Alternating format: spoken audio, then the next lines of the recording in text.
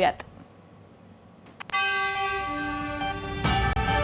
मनोज जरांगे पाटील यांना मुंबई पोलिसांनी आझाद मैदानावर आंदोलन करण्याची परवानगी दिल्यानंतर जरांगेंकडून पोलिसांना हमीपत्र सादर करण्यात आलंय। या हमीपत्रात जरांगे यांनी कायदा आणि सुव्यवस्था राखण्यासाठी तसंच पोलिसांच्या अटी शर्तींचं पालन करण्यासाठी आश्वासनं दिलेली आहेत।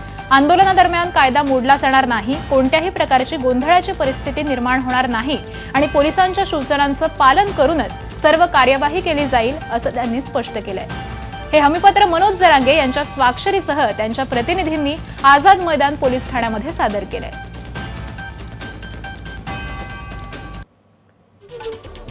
तर दरम्यान या आश्वासनांमध्ये कोणत्या बाबींचा उल्लेख आहे आपण ग्राफिक्सच्या माध्यमातून पाहूयात।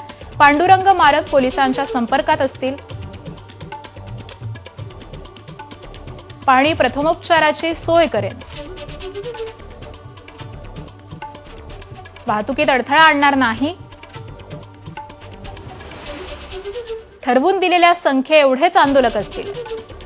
तर या काही मनोज जरांगेंनी हमी दिलेल्या आहेत। त्याचबरोबर स्वयंसेवक पोलिसांना सहकार्य करतील,